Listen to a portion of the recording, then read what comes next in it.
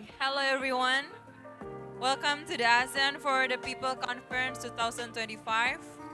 And welcome to our last session for day one in this room, Journalism, the Role of Media in Ensuring ASEAN's Open Caring Society, which will be conducted in English.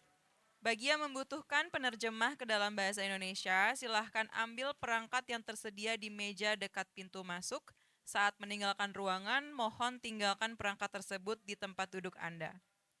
To start our session, I would like to invite Mbak Anggi Lubis, Chief Editor of Content Director, who will moderate this discussion. Please welcome Mbak Anggi Lubis.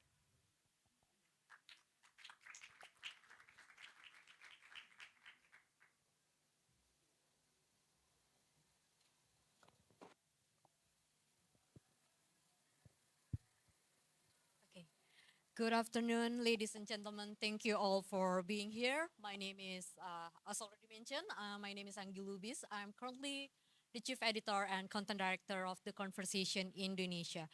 It's truly an honor for me to moderate this journalism session about how us journalists can actually contribute to an open and caring ASEAN society.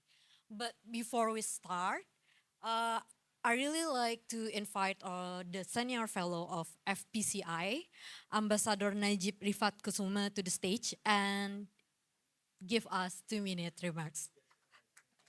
The stage is Thank you, yours. Mbak Anggi. Thank you so much. Good afternoon, Excellencies, ladies and gentlemen, distinguished colleagues, and boys and girls.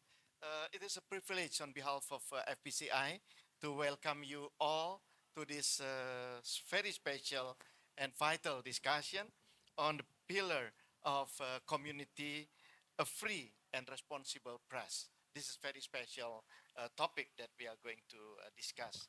The theme of this session could not be more critical. We have gathered under the banner of ASEAN for People, and at the heart of that ideal is a simple question. How do we ensure our community is both open and caring? The media sits precisely at the intersection of open and caring society. First, as the guardian of openness, in the era of misinformation, the role of journalism is providing verified fact, holding power to account, and explaining complex issues in the bedrock of informed citizenry. Without this, an ASEAN for people remain an empty slogan, ladies and gentlemen. But second, in this crucial, as the narrators of our caring community, this is not about suppressing criticism or becoming a mouthpiece. It is about journalism that goes beyond the headlines of crisis and conflicts to also tell the stories that connect us. The media has a profound power to either build bridges or deepen divides. In our diverse 10 nations ASEAN family, choosing to build bridges is not just an ethical choice, it is a strategic imperative.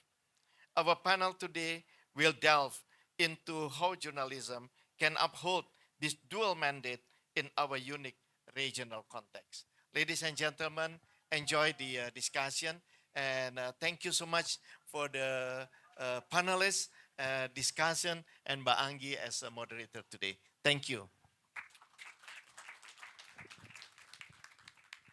Thank you very much, Ambassador Najib. That's actually kind of left my burden to explain what this session about.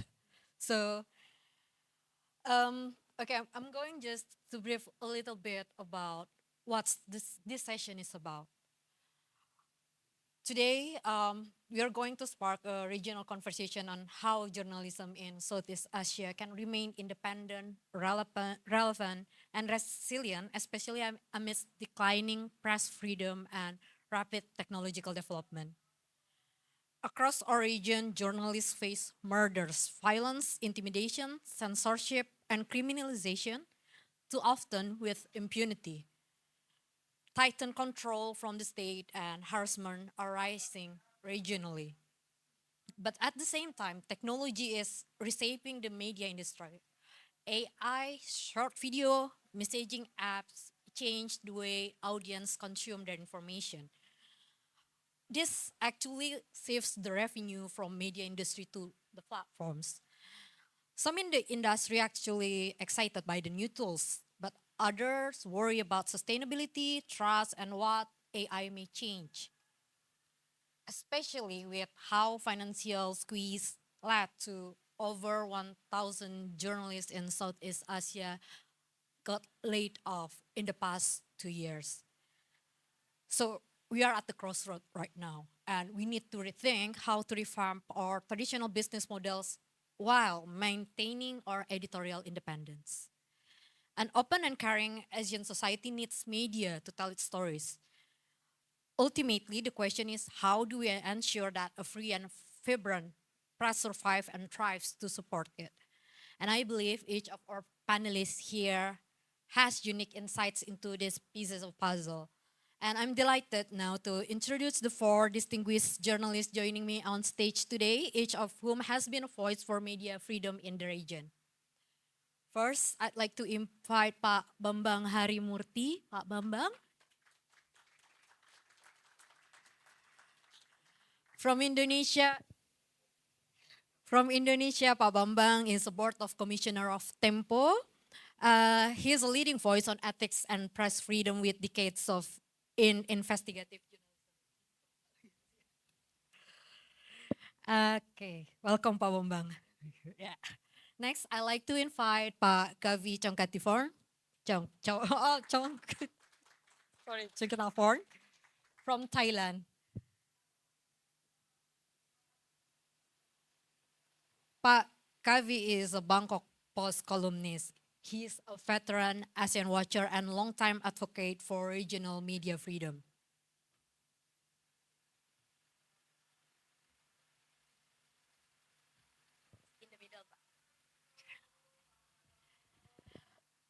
Welcome, Pak Kavi. Next, I'd like to invite from the Philippines, John Neri. John Neri is columnist and editorial consultant at Rapper. He is a prominent voice on democracy and disinformation. And last but not least, I'd like to invite from Malaysia, Ami Chu. Ami is an independent journalist with extensive regional reporting for international outlets on politics, security, and society. Please applause for our panelists here today.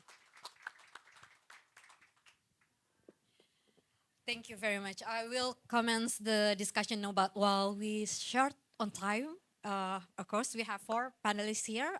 I still like to encourage our speakers here to also briefly add a context of situation of journalism in each of the respected country in your answer. And I would like to start this discussion with Pak Kavi. Well, thank you very much. 3 points. Number one, ASEAN is very diverse and media culture is, I don't want to say, various standard. You can go like layer cakes. That's number one. Number two, I will give you two examples. Thailand and Indonesia. Thai media is like tom yam krung, hot, sweet, and sour. But Indonesia press is better, soup bun tut. Why? Soft outside and slowly you eat. My God, big bone inside. That Indonesian journalism. Thai, battlefields, hot, spicy. I love Indonesian media better. And number three, the war is in ourselves. Journalists of ASEAN, we have to create regional narrative. We fail completely. I am the only madman. Well, we said that we are watchdog. No, sometimes, like Thai journalists, we become mad dog. Why? Because we don't have good opposition party. So journalism took, the position. They don't bark. They just jump. So Thai media is unlike Indonesian media, soft, but you die slowly. Look at the history of tempo. Look at the history of tempo. You go out alone and fight. No, Thailand don't do that. You go out alone, you tell everybody, and then you fight. That's the difference. That's it. Okay, history of tempo. Then I'm going to Pak Bambang next. History of tempo, yeah? Yes. Not No, no, ASEAN. not history of tempo. Oh, yeah, The right, situation yeah. of journalism in Yeah, I Indonesia. think journalism of tempo much similarities with a few other ASEAN countries. If I categorize ASEAN countries' press freedom and freedom in the general sense, we have actually three categories. The only free categories belong to Timor-Leste. Yeah. If you look at the Freedom House, that's the only ASEAN countries that remain free according to Freedom House every year. Indonesia used to be free only for a few years around 2006. After that, we are always partly free, right? And then go up and down, but partly free. Similar to Thailand, now Malaysia, yeah, and Philippines. Philippines also used to be free, John, right? What year was that? A long time ago. But now we are all partly free press. Yeah? And then we have mostly like the former communist countries like Vietnam, Laos, Cambodia. Uh, they are not free, and also Myanmar. Yeah. And Singapore is in between the partly free and not free. The most stable, I think, Singapore. And this Indonesia, Malaysia, Thailand, and Philippines, we are dynamic. Sometimes we are freer, sometimes we are not. But we have similarities in the sense that most of us in the partly free categories used to have problem with military regime, right?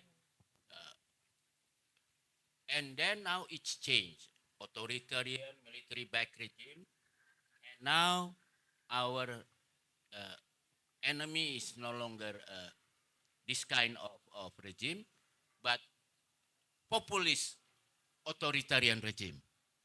Yeah, and Indonesia is lag behind among these partly free countries. In a sense, my friend uh,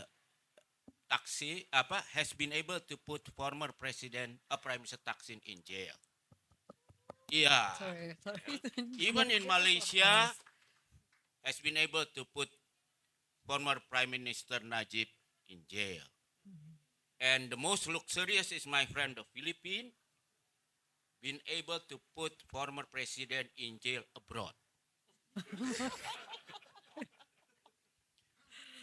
And I think they are more advanced in that sense because I think one of the reasons why countries like South Korea manage from in the 50s poorer than Indonesia, poorer than Thailand, poorer than Philippines, poorer than Malaysia, now much richer because South Korea has the most former president in jail.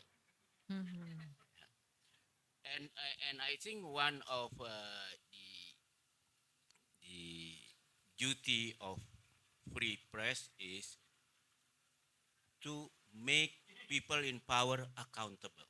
Yeah. If they are corrupt, then they should be in jail. If they are good president, then we call them a media darling president. And so now I think since we are left behind Thailand and Malaysia and the Philippines, I think our fellow journalists in Indonesia have to work harder. I don't know whether we can put it domestically or also abroad like the Philippines. Thank you. Okay, thank you, Pak Bambang. I want to see Ami perspective on this. Are we Indonesia really lagging behind, but I don't know. Ami, what your take about situation in Malaysia? Well, as a journalist, first of all, I used to work in Indonesia for 12 and a half years, and I met some of the bravest, smartest, most creative journalists that I know. And I think Indonesia made me a better journalist, also a little bit braver. So, terima kasih banyak. So, like for Malaysia, I think that if you want to preserve a press that is free and that is brave, it really, really needs the people's support. So, and I think that what you see in Indonesia is also a reflection of how the masyarakat, the public, feel about their press and cherish their press. I think that all of you know that there was recently a very recent case where wartawan, a journalist, had her press card returned to her, and I think that was also with the support of the people. So this is what it is. So speaking of Malaysia, I won't say that we have total freedom. We are a little bit free, but not so free. I can and also I think that I don't even know what is the state of the public's support for us right now. But I can tell you, like a few years ago in 2021, one of the most independent and the bravest news portal there, it's called Malaysia Kini. They will find more than they will fine half a million ringgit, and they will fine over this case of a reader's comments. You know how readers like to comment, and they feel very free to just write and write and write because it's anonymous. And so Malaysia Kini got fined for that. And that outpouring of support from the public was really quite remarkable for me, because people just donated. So many people donated, and that I think at that time there were like 42, 43 opposition parties from this same party, the Democratic Action Party. Every single one of the MP donated 1,000 ringgit, if I remember correctly. And then, yeah, and then all the public donated. So I think that was a great outpouring. But I don't know how it will be right now, because as I was telling my esteemed colleagues here, that I think that in some countries, I don't think that journalists uh, can have that kind of respect like they used to before, because we have this thing called social media.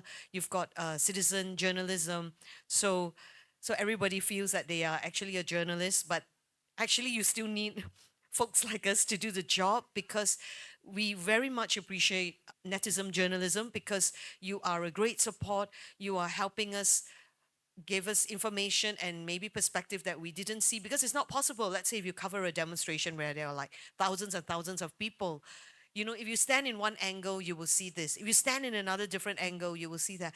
So citizen journalism is so, so important, and it's something that we greatly welcome. But you still need the journalists, the reporters, you still need the editors to, for the background, for the framing, because it's very important. Context is very important. And also, in the press, you will always be fact checking. So, and journalists, I think, are needed even more so now than ever, with the rise of AI, with the rise of fake news, with social media. And a lot of times people would just forward news without checking, and it can create a lot of problems. You have a lot of greenwashing.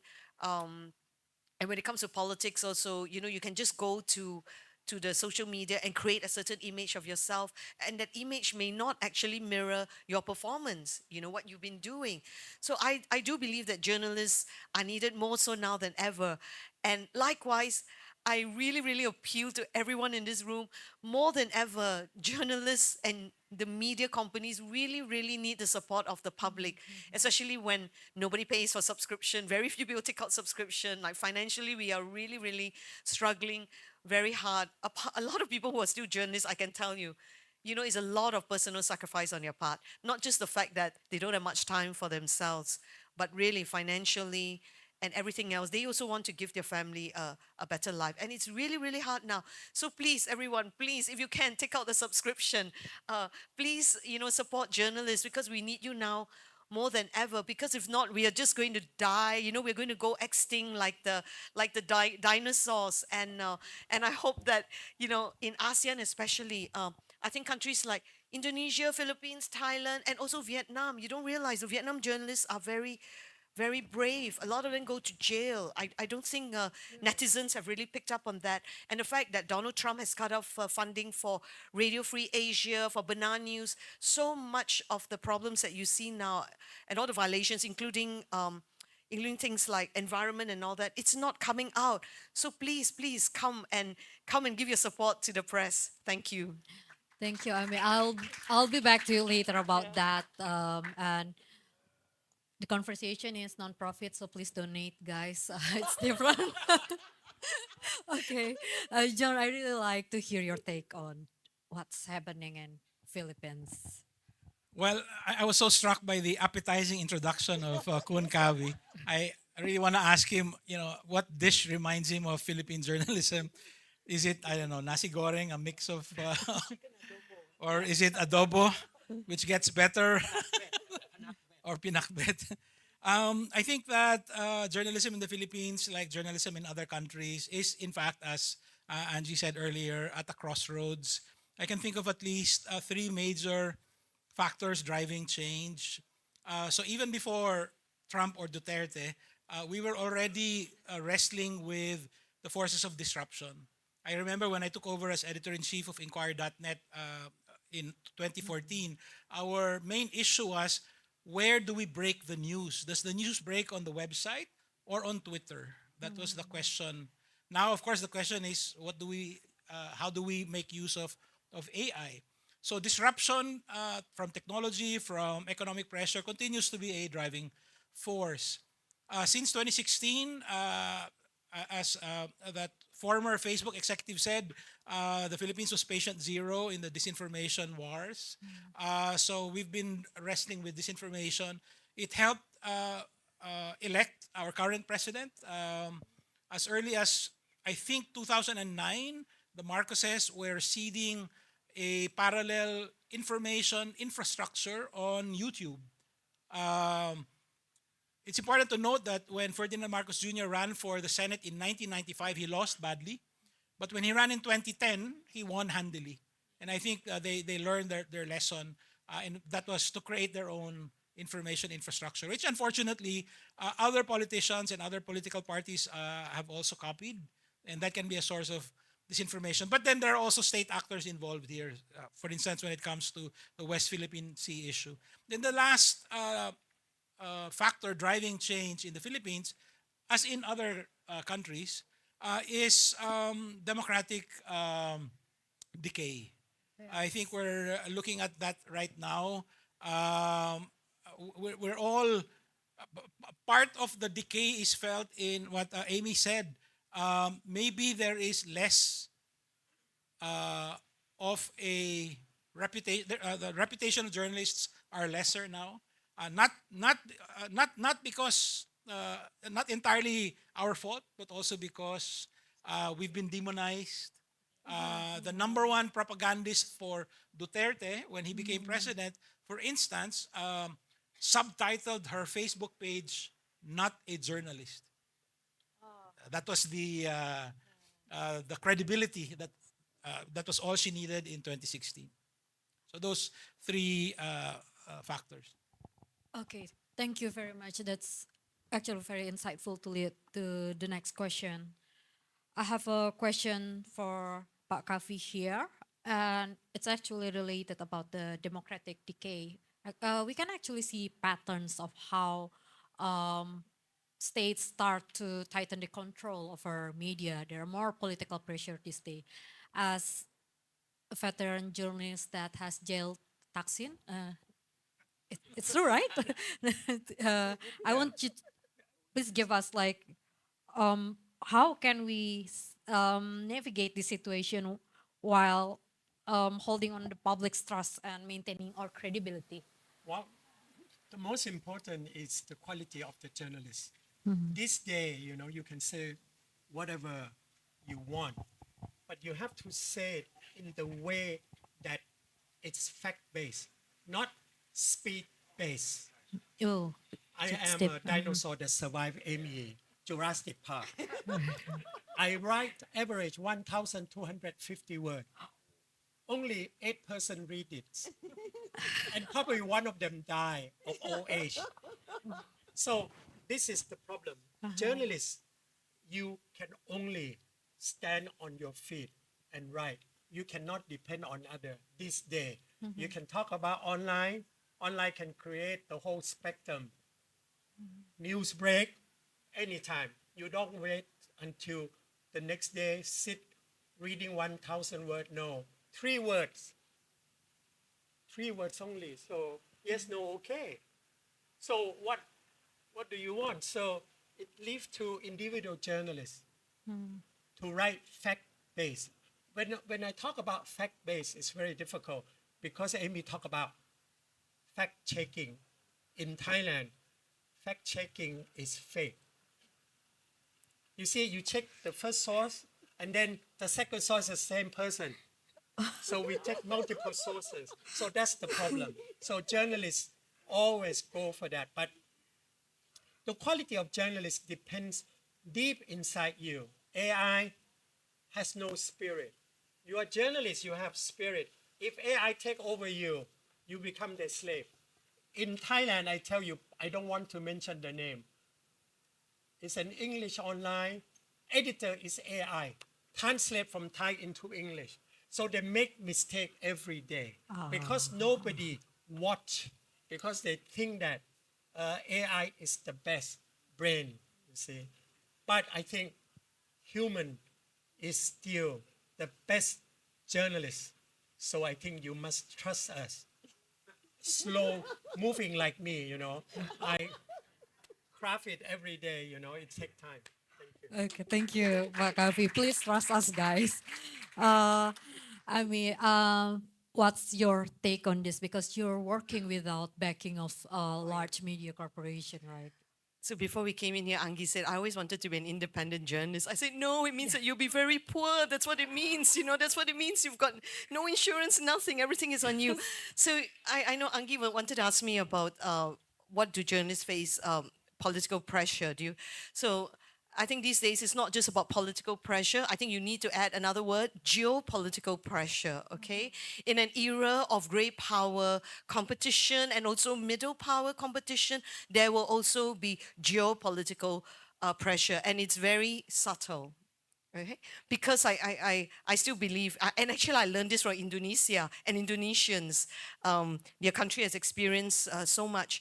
So like some great political powers, and I'm not pointing at anyone right now, but there would be a certain candidate that they would like to win. So that is geopolitical pressure, and that is something that people should be aware of because it's so subtle. Sometimes you don't even know that. So it's not just a political pressure.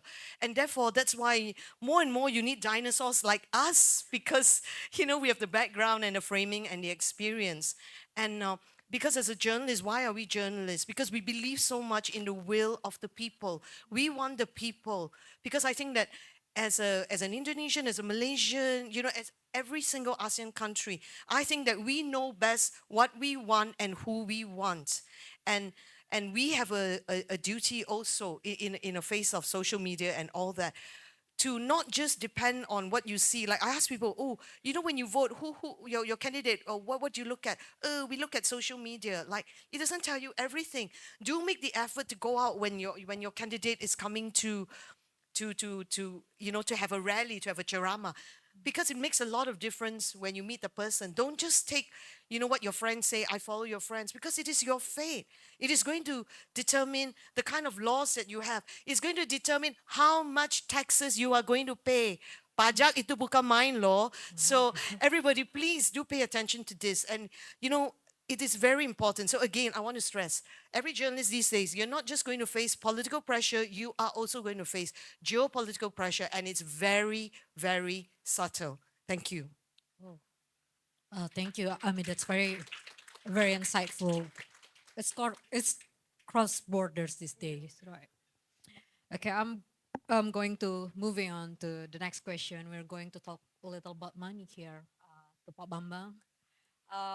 Tempo is a long-standing media, but we know that how rapid technology decrease our revenue these days, and not only that, we also have political pressure, right? So, What do you think the best strategies or lessons that have helped to keep editorial integrity intact while also keeping the organization afloat amidst this financial and political pressure? Yeah, thank you. Mhm.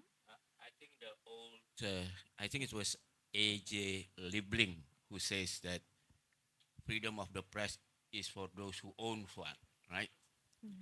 And that's actually exactly among the partly free ASEAN members.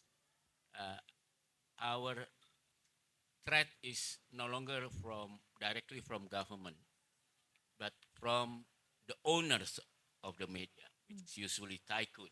Yeah. Yeah, and that is much more subtle, but also more powerful. That's why, and then also, especially during pandemic and the digitalization, where source of advertising is taken by Facebook and Google, yeah, 80%. So no more, no more sufficient ads revenue. And then people are so used to have free news. So, it's when you create a paywall, it's not easy. But I think this is only a temporary problem because the the bright side is that now everybody can create their own press. They create YouTube, they create podcasts and so on. So if you really truly believe that you want to be a good quality journalist, you don't even have to apply. You can just start doing it. Yeah, and if you are good, people will value it. And I think in terms of Tempo, we were among Tempo was in Indonesia the first media company that went public because you want the public to own it. And then we are lucky that we are apart from the public, we are owned by foundations. When I was a CEO, they don't care about profit and dividend as long as you can be independent and not asking us for more money. So that means we have also to be financially independent.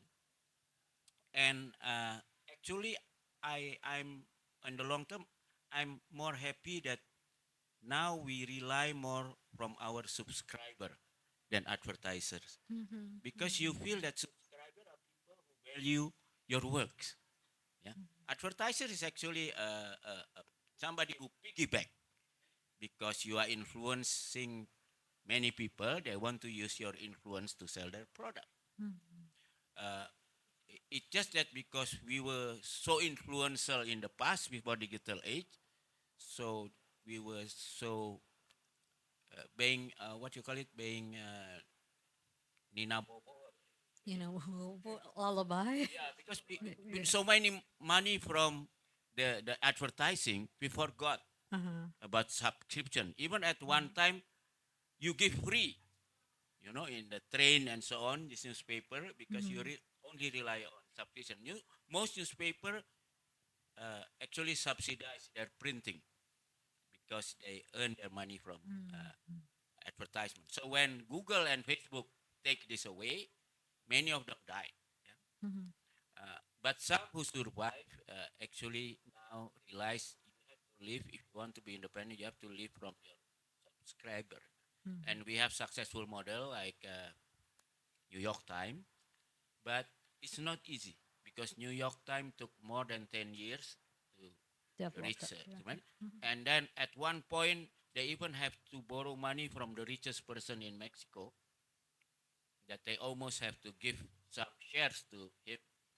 But fortunately, they've been managed out. I know the Graham family who own Washington Post. They basically gave away their newspaper to Jeff Bezos because they thought this is the only guy who can, financially make Washington Post. And fortunately, Bezos did not want to create profit from Washington Post, but it's more maybe for his his other aim. Yeah. So now I think we are actually seeing the light at the end of the tunnel. But I still actually look at South Korea for for a better business model. My friends there, the people of Korea has a newspaper called Hang Yore, and Hang Yore was created during the transition time when many civil society people were angry at the existing newspaper because all the existing big newspaper owned by the chaebol, the tycoons, and they are siding with the wrong, leaders. So I think about 100 of editor from all this media uh, resigned from this newspaper, and they asked people to create a new independent newspaper, and about 50,000 people donated, and they were asked not to donate more than $5,000 or something like that. So with this money, then they create this newspaper, which has been able be to reach the reputation as the most credible newspaper. Yeah. Not the richest, but remain at. And many South Korea journalists willing to get payment half in, as much as the other big newspaper to work in Hanghyore because they have this feeling that this is a newspaper that cater to the public interest, not to the tribal. And I think Malaysia Kini is also doing that. I think Malaysia Kini, has people donating. I was even there when when you bought one brick to build the office, then you get your name there. It's actually model after Hang Yore, because if you go to Hang Yore office, you see these 50,000 names of the shareholder. That's actually a message. The free press, the press is actually like the public intelligence services. Yeah, to compete with the government. But public has to pay their salary and to own them. And I think we need. I think that kind of model. I hope at one day the Hang Yore model can be also happening in ASEAN. Yeah? Can And be replicated. but we are going there because I remember when Tempo started to criticize the former president of Jokowi when he was in power, we were attacked, doxing, even our share value was attacked, yeah. And but later on, those people who were influenced by this black campaign realized we were right. Suddenly, they want to pay their to pay back by suddenly pay a 1 year subscribe fee to Tempo. So suddenly in 1 year we create more than double our subscription base. Yeah, because people, I say appreciate what we do, especially after somebody send head of a pig and headless mice to the office. It's actually a good marketing for us because then it's increase Yes, our yes. subscription. So I think many common people maybe they feel they they don't have the not the courage but the mean to fight all this injustice. So they are thinking, what can we do? Okay, at least I'll subscribe. It's just like us now facing daily news of what happened in Gaza. You feel so powerless. What can I do? But at least you can send maybe $10 or something. So this, but if million of people or billion of people do it, then we can win. Thank you. Okay. Okay, Pak Bambang. Add one thing.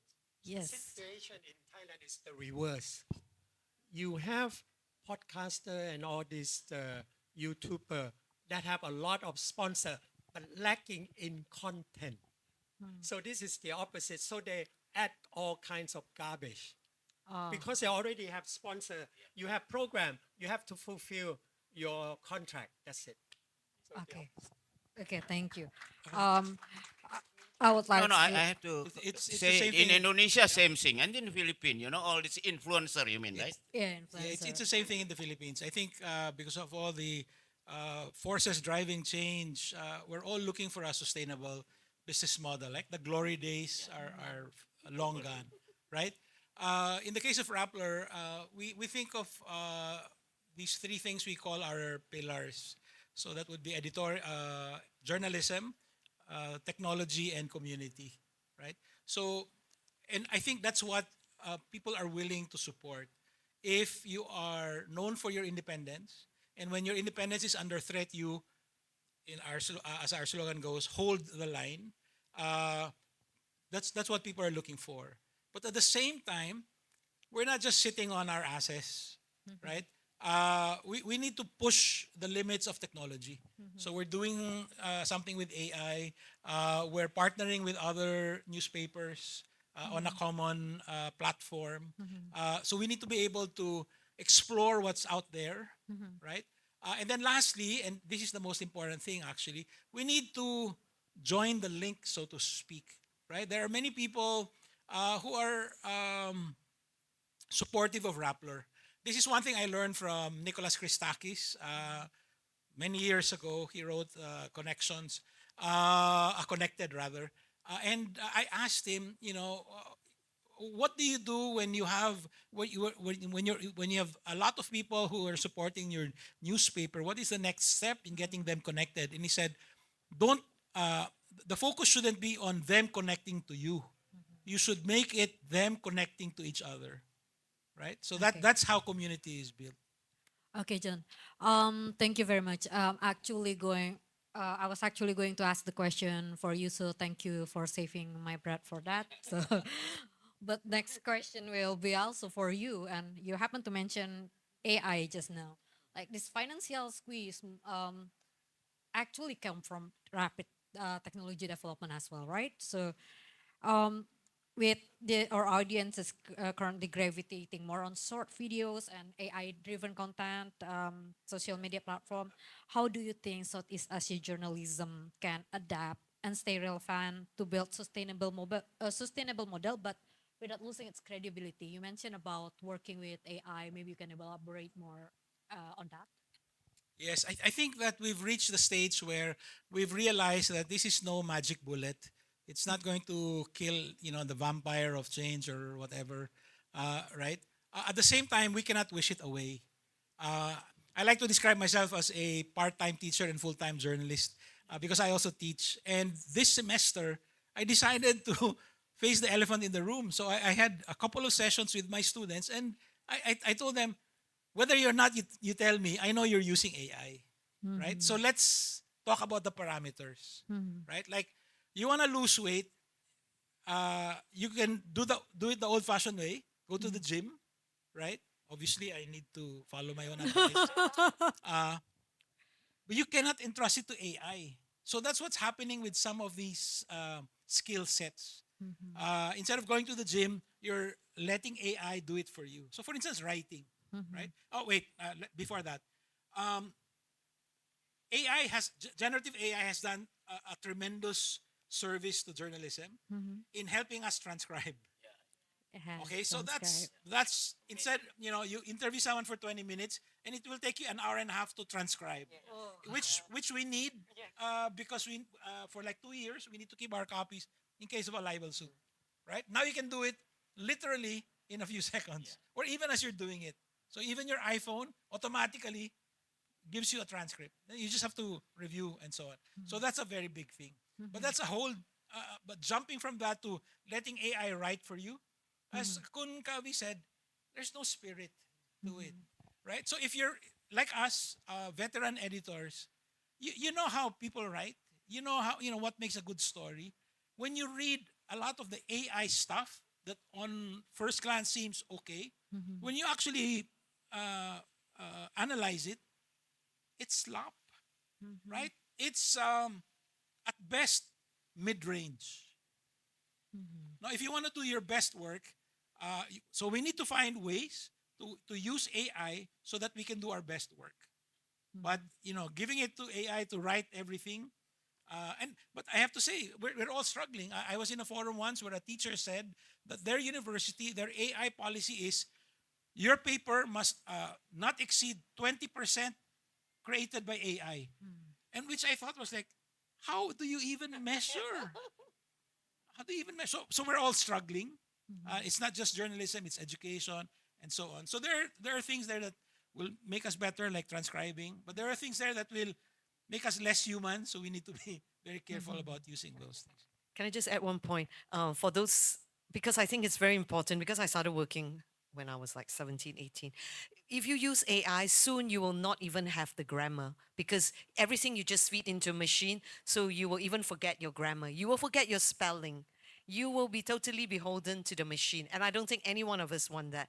I used to think to myself, because when you use a calculator, I thought, wow, soon I'll forget that 6 times 6 is 36. And this is what's going to happen because we are not using anymore. We are no longer learning. We are just learning how to manipulate a machine. And it doesn't give you any satisfaction deep down. So I hope that all of you here, the young people, will still want to do things manually because it is really, truly important for your skills and for your knowledge and for your long term existence so that you can grow to be a dinosaur like us. I want to share one thing about my dilemma. I am a columnist, and then one day my friend sent an article written by me by AI. So it just hit me in my head that somebody can write Kawi style. So now I'm like producer, film director. I start my column, not 1, 2, 3, 4, 5. I start out chop, chop, chop, and then beginning, so that it's not following algorithm. And then my dilemma is this: I put a lot of Thai words. And then the editor said, "You stupid idiot, I know Thai word means in English, but I deliberately use Thai sentences to confuse algorithm." But that's my dilemma. Yes, you are right. AI help you. But if you let AI driven, then you will become machine. You don't think grammar wise, is finished. I can tell you, you know. Spelling will also be gone. Yes. Okay, I need to be transparent here. I just got memo that we're almost out of time. So journalists need to be transparent. So I mean, since you already answered the question about the citizen-led journalism, I'm going to jump into our very last question for this session before I invite our discussion from the floor. So my question will be about disinformation, and I was planning to ask this actually to Pa Bambang and Pak Kavi, but I think all of you guys can actually give uh, 1 minute. Okay, 1 minute or 2 minute views on this about yes, AI. We have AI now, technology changing rapidly, and it makes this information much more complex and crossing border. I want to know. I want to hear your perspective about this. How we can actually push back against these false narratives and help audience um, regain trust. I think I'm gonna start from right to left. From how? Yeah, yeah. I think one of the recent example in Indonesia is uh, this. Suddenly, we are very worried about what is the truth. Can you imagine in Indonesia now there's a hot debate for quite some time just to find the truth whether our former president has been, graduated from university or not. Yeah. From, one of the largest universities. Can you imagine this? A very simple question. And now, whether our vice president have even graduated from high school. They cannot pinpoint the answer. Can you imagine? Yeah. So, and you ask AI, and they will give you, yeah, it can be true, it can be not. What kind of truth is that? Yeah. So and I actually now is one playing with ChatGPT is one my favorite game because I try to do something what we call Socrates inquiry to them, and when then the ChatGPT admit yes I was wrong, then I feel I win, and it's not difficult actually Right, to same to here. to make them feel I'm I was wrong. So this is actually our greatest challenge now because I always say, journalists and what you call it, a religious scholar or religious leader has similarities that we like to spread the truth to the public, what we believe is the truth. But we have a biggest problem between religious leader and journalists is journalists believe that the truth is elusive. So the truth that we find today might be not truth again tomorrow. You know, so we have to keep, finding, improving it. But of course, you cannot be a religious leader if you say, "Oh, what I told you the truth yesterday was wrong today." Because then you will be kicked out from your organization.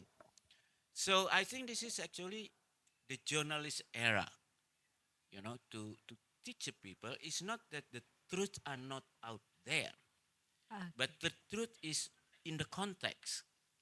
Yeah, and you always have not to not only the fact, but the context surrounding the fact is important. And now you no longer have to provide the text, but the video and the audio. Yeah? And then you have to be honest to say if this audio is generated by AI Right. or really original audio or video. Because now with deepfake you can create anything. But I mean, it's just like, but AI is a tool, just like a knife. You can use it to create a good cook. By the way, Rafi is a very good cook. And or you can, kill a people with something like that. And I think journalists actually can use AI to find a greater truth, to keep honing your fact or your contact. Actually, journalists are the best to use AI because the quality of AI is very much depend on how you question it, Yeah. how you prompt it, and basically the the biggest tool of journalists is questioning. We know what question to be asked. Okay. What about you, Well, Kavi? shortly, in Thailand, truth are well kept inside the temple because all the scandal in the past year, maybe 24 of them are kept inside the Thai Buddhist temple. That's a very sensitive issue. But I want to emphasize one thing. In Thai words, truth contain ข้อเท็จจริง mean lie and fact together. เท็จ lie, จริง mean truth. So they put together mean fact. So in Thailand, you just stretch a little bit further. Look at my hand. ข่าวข้อเท็จจริงข่าวเท็จจริง so more lie and then fact. So one, like for example, 120 jigsaw of a one whole story, maybe 110 jigsaw are lies, and then the rest are facts. So they put it together.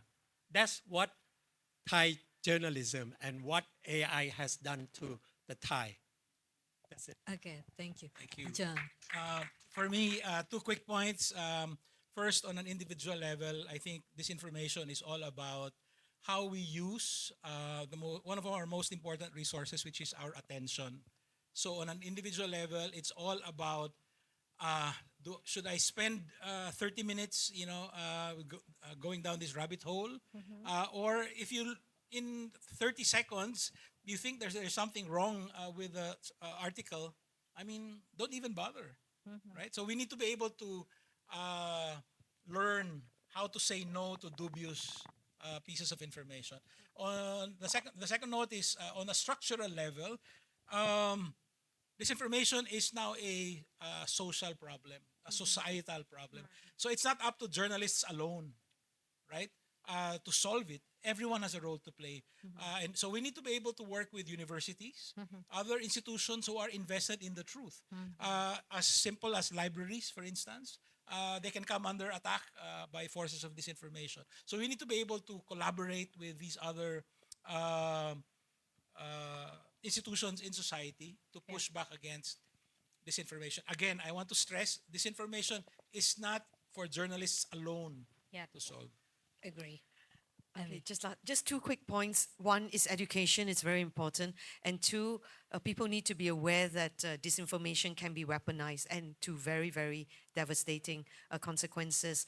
I just want to allude to the an interview that I did with a couple of really really smart young Gen Z from Indonesia, and I asked them about social media and disinformation, and and they told me, and they said that the most dangerous people to their life are the older people, like the om and the tante. They said who will spread news and they don't check and they don't fact check and they believe that it's the truth. And I mean, it was unbelievable. And they, to emphasize their point, they said that they were really really dangerous to their lives. And I was like, oh wow. So all I want to say is that, everybody, please, like, if you see somebody, you see something that's going on, and it's not really correct. I know sometimes it's difficult because we are Asians and we are very, very polite. We don't like to, especially somebody is older than us. But I think in this day and age, in the age of disinformation, you really need to overcome that sungkan, like that politeness, and tell them, because really it causes so much problem. Disinformation is being weaponized, especially, like during election time or whatever.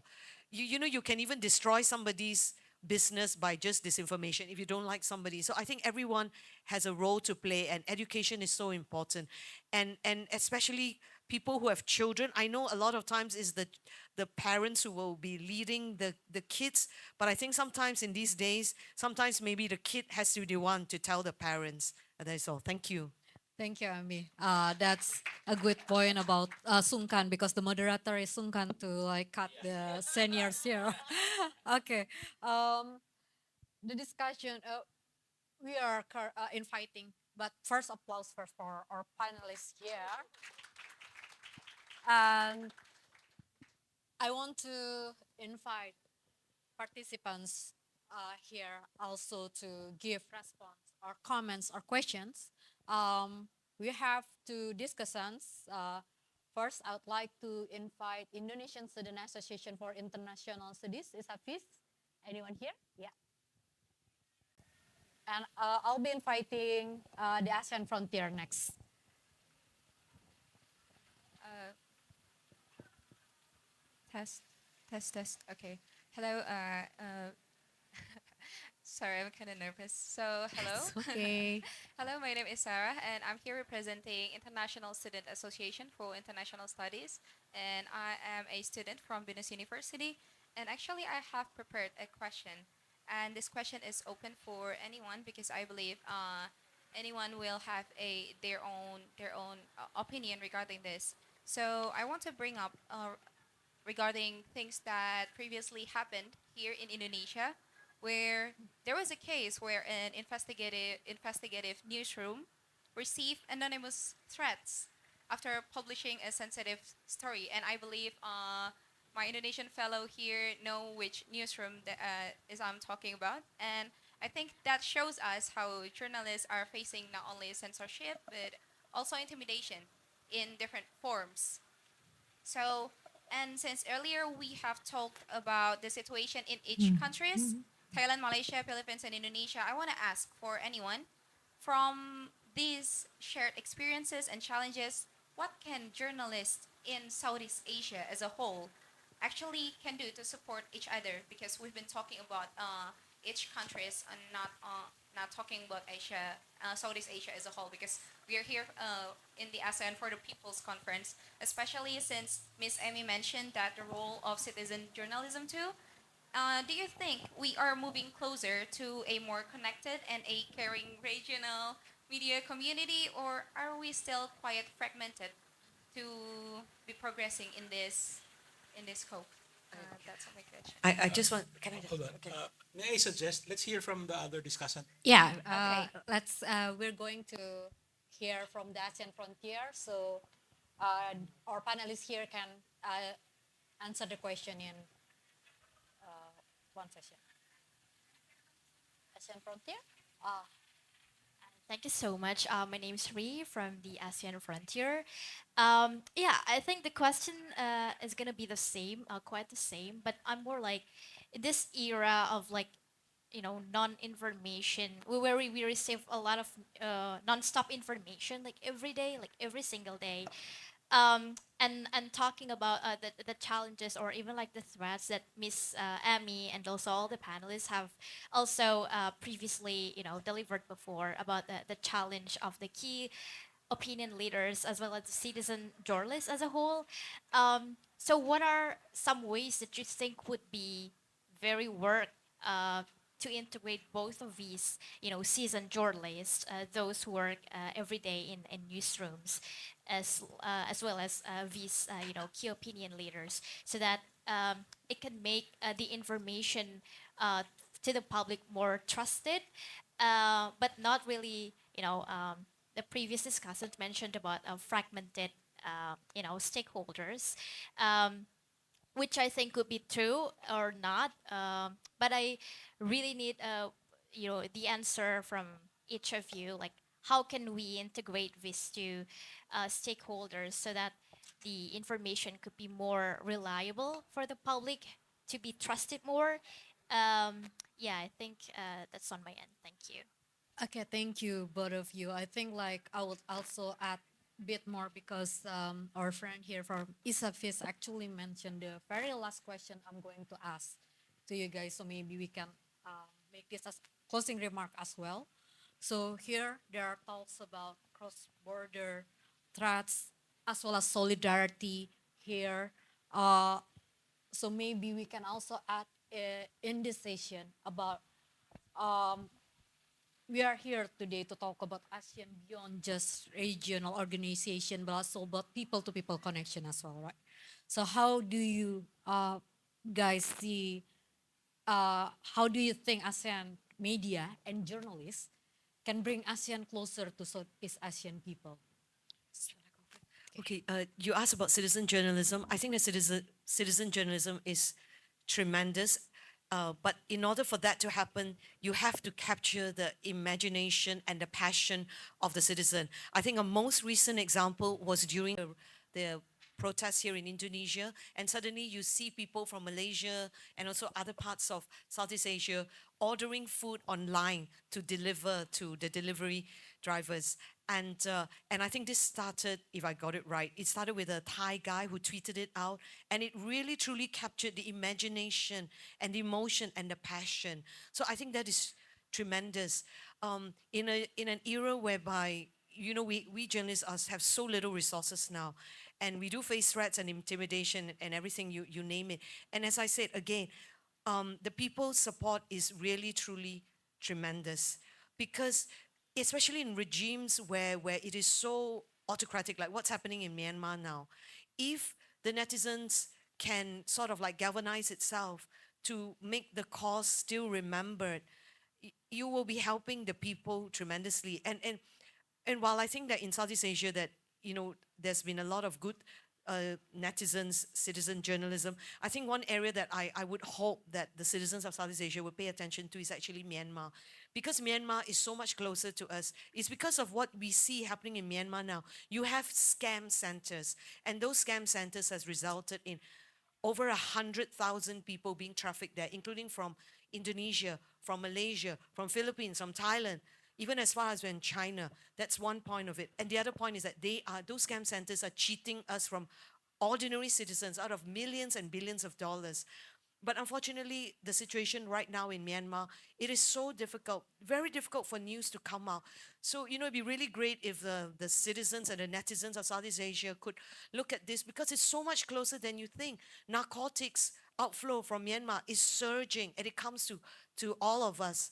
And so many others. So that's one of them. And Yeah, I think I better stop here because we are running out of time. So really, thank you for all the netizens. I think that you've been tremendous, but still there's a lot more to go. But as I said, to capture the imagination, somebody has to point to it. And I hope that all of you will look at the issues that are important and somehow work to make it a regional outrage and a regional concern. Thank you. Kawan Fajar? Maybe I can just go to the closing question. I'd like to thank Sarah and Herwi for their questions, and I hope my answer in a way answers the questions that you raised. One, I'm dreaming uh, of the possibility that we can help create an ASEAN for the peoples through campus journalism. I happen to believe that campus journalism is real journalism. It's not pretend journalism. It's not practice journalism. There are at least three major campus newspapers, school newspapers in the Philippines that are doing real work, with that's breaking national news and so on. And I'm sure there are others also in other parts of Southeast Asia.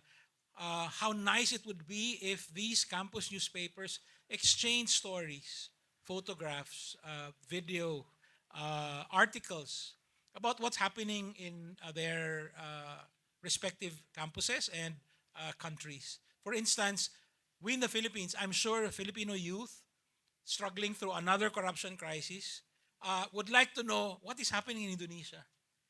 Is that our future? Maybe we can work together. What is that again? 18 plus 18 plus plus 7, and that plus 7 plus yeah. 7. That's the kind of future that very near future that I would like to imagine. That's beautiful. Pak Kavi. Well, in closing, I'd like to thank everyone that come here and share experience. I think it's very important that we, in the region, create so-called regional narrative, because most of the journalists, they relied on non-regional narrative so much that it get used to. They start the New York Times, Washington Post. We need local angle, local thought, local indigenous sort of wisdom. I think it's not yet reflect in the writing. Fortunately, I'm a very few Thai who write in English. And that's also the problem, because you need local language, and in Indonesia alone, how many thousand language? So I think we need a common narrative that everybody can share. Maybe under you talk about ASEAN, we need to write more about ASEAN, not a bilateral Indonesia and ASEAN, Thailand and ASEAN, ASEAN as a community, ASEAN as a collective entity of 670 million. Thank you. Thank you. Okay, Pak Bambang. Yeah, I think Kavi and I have been knowing each other for more than 3 decades, right? And that was because we tried to build people-to-people connection, ASEAN people-to-people connection, especially in the media. And we have done some. There are something that's successful, like now we have what's so-called the ASEAN Press Council association between Indonesia, Thailand, Timor-Leste, and Myanmar. Yeah. Although in the Myanmar, because of the situation now, so every year they have a joint meeting, and we used to be part of organization. And every time there is an ASEAN meeting, we have a sidebar, right, where we have a civil society meeting at the same time. But unfortunately, I think the financing is not sustainable, so I think it's no longer there. But I'm very happy that actually FPCI is doing this, because this is actually a new approach. Yeah, having us here together is already something for me. And we tried at one point to have a Southeast Asia what is the press association based in Bangkok, right? He was our chair, I think, at one point, and we have also the Philippines and so on. But it's kind of dying now. Yeah, so we need to revive it. But it was really very problematic, because in the last 10 years, Indonesia don't really care about foreign policy or ASEAN, you know. So, but now I think we have a new government. Maybe it's different. Actually, we try to get ASEAN Secretariat to always have some journalists from all ASEAN to cover ASEAN matter in ASEAN office, like like an intern or something like we have in the UN. But until now, we haven't been able to get that on board because exchange is a very good investment in what you call it people to people relation.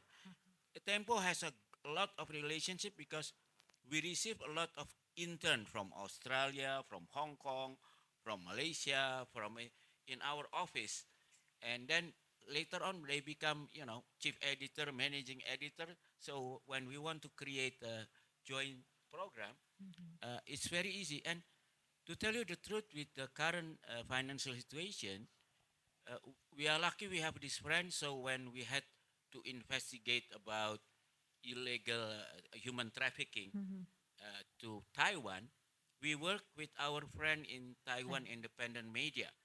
You can imagine how much it would cost us if we have to send our reporter who doesn't speak Chinese to interview all the minister and all the people there. But we share our story. They got the material from Indonesia. We got from Taiwan, and we had a very good story. We did that also with people all over the world. Actually, I think one at nation also, yeah, and so with Malaysia, kini we did that also. So this is actually make business sense. And for some time, actually one of the oldest program was ASEAN Newspaper Network. I think the nation was member, yeah. I think it's still there, but it's sort of dying also. I think Jakarta The Post is Jakarta still a Post is part member, of it, yeah. yeah. But it's not. We need to do something to revive it, to evaluate it, and find a new way to reinvigorate it. But we should not give up. I think uh, we are maybe one or two step better than before, but still a long way. Uh, and now I think with the digitalization, because the name of the business in digitalization is to create network, it is actually the most appropriate time to create Revive. this thing. And I think I'm very happy that if FPCI, some of them will become journalists also, and hoping that the spirit of ASEAN will be like Kavi, because Kavi is the dean of ASEAN journalists. Yeah. Okay, I'm going to cut you here, Pa Bambang. Um, thank you very much for our attendance here, also our friends from ISAFIS and the ASEAN Frontier. I think this is the end of our discussion. Just a bit reminder here, siblings, when the large demonstration protests happened in Indonesia recently, when Afan Kurniawan, the media across ASEAN reported that. And what happened? So many people across ASEAN actually sent food for um, motorcycle, yeah, for Gojek. It's also part how information can actually shape this open and caring society. And that's why media needs support. Subscribe and donate. Okay, thank you very much. Thank you very much for all panelists here. Everyone who's living legend, guys. Thank you. Thank you very much for our panelists. Before closing the session, we invite the panelists to go down and stand in front of the stage for group photo.